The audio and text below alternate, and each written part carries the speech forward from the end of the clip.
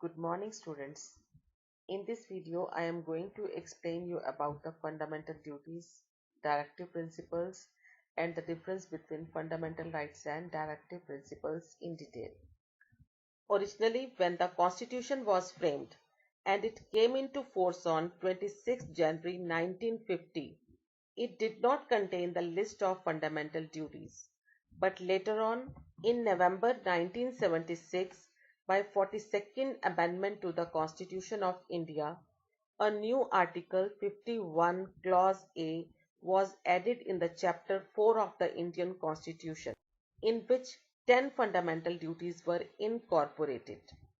11th duty was incorporated in December 2002 through constitutional amendment. Now I am going to explain you all these fundamental duties one by one. First one, to abide by the Constitution and to respect its ideal, national flag and national anthem. Students, it is our duty to abide by the Constitution, which is the supreme law of the land.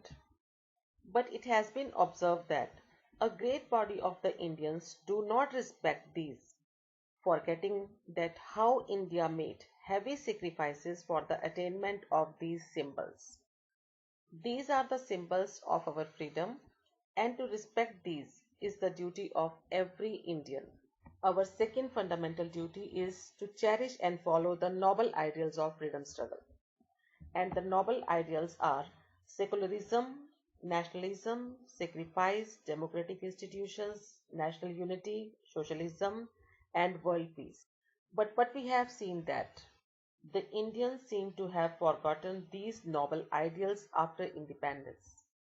For this reason, it has now been provided that it is the duty of every citizen of India to cherish and follow the noble ideals of freedom struggle.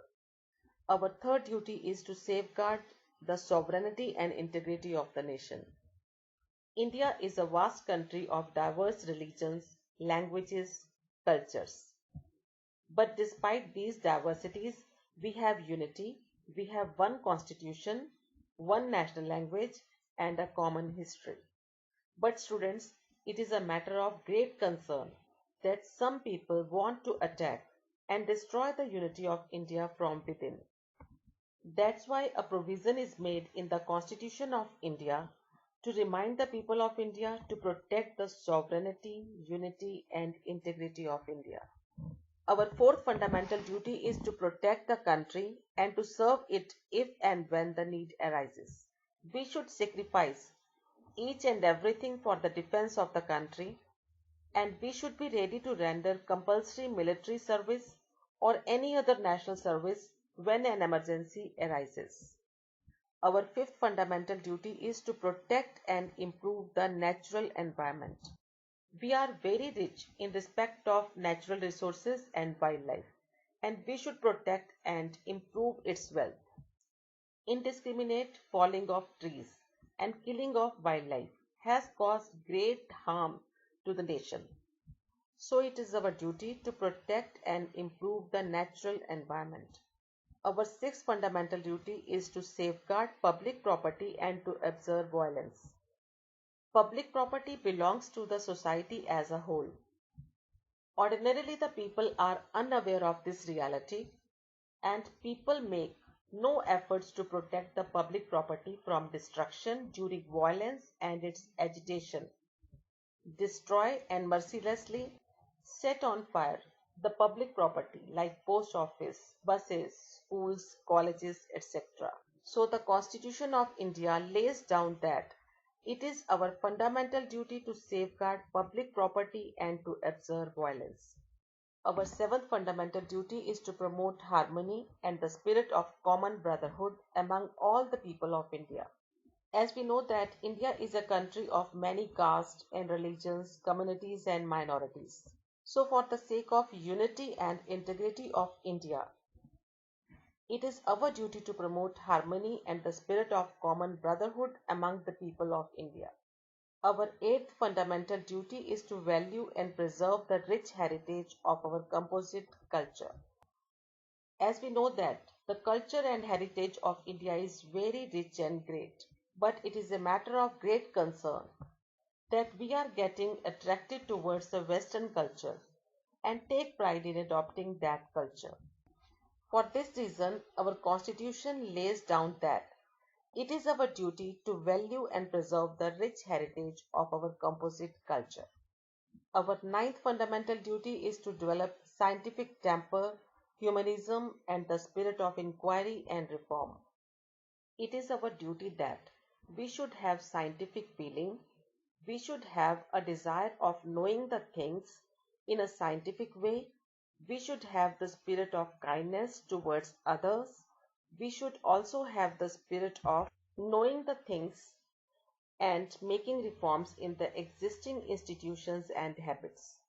With this aim, the Constitution of India lays down our duty to develop scientific temper, humanism, and the spirit of inquiry and reforms. Our 10th fundamental duty is to strive towards excellence in all spheres of individual and collective activity. It means that it is our duty to make full efforts to achieve the maximum or fullest in whatever activity we make, whether it is a collective activity of the whole society or it is an individual activity. Our aim should be to achieve excellence in every sphere. 11th fundamental duty is to provide opportunities of education to the children by their parents.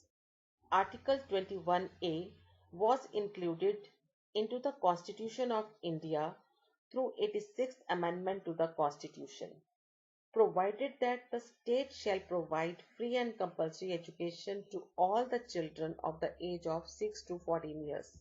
Along with it has been made the duty of the parents or guardians to provide opportunities of education to their children between the age of 6 to 14 years. This is all about fundamental duties. Next, we will discuss about the directive principles of state policy. The directive principles of state policy are mentioned in the Part 4 of the Indian Constitution from Article 36 to 51. These principles are taken from the Constitution of Ireland. Dr. B.R. Ambedkar, the framer of the Indian Constitution, described these principles as novel feature of the Indian Constitution. Unlike fundamental rights, the directive principles are not binding in nature, which means they are not enforceable by the courts for their violation.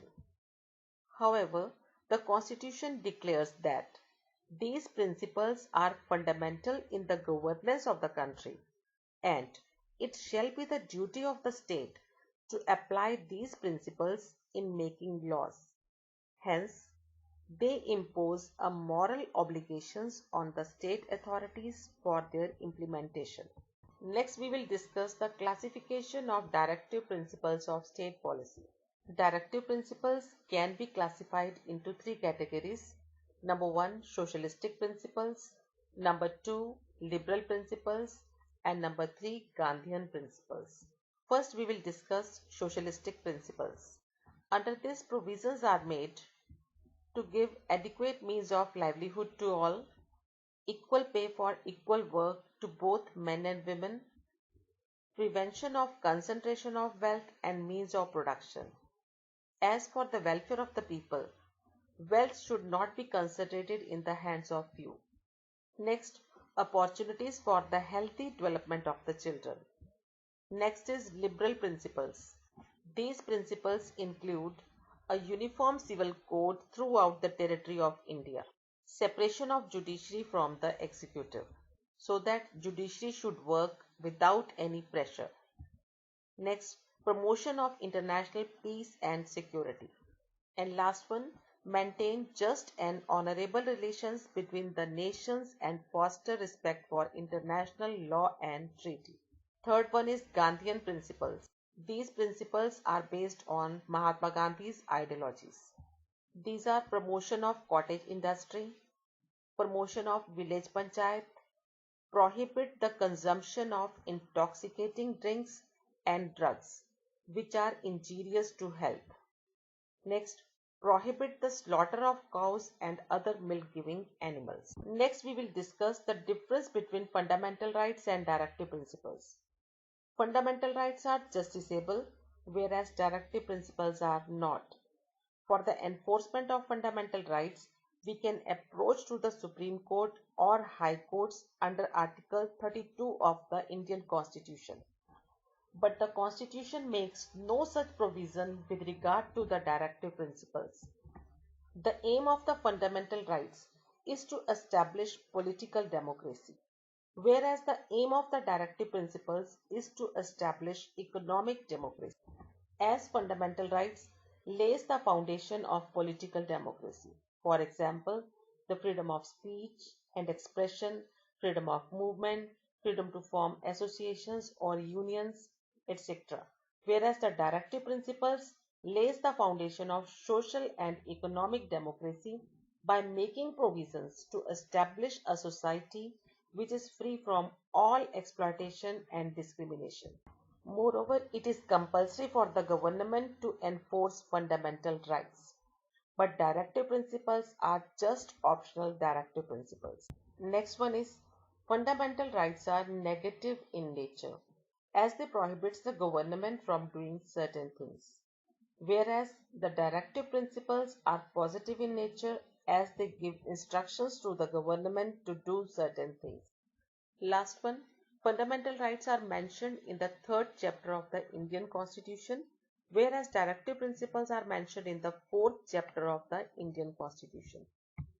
Students, this is all about fundamental duties and directive principles. In my next video, I will explain you the chapter Election and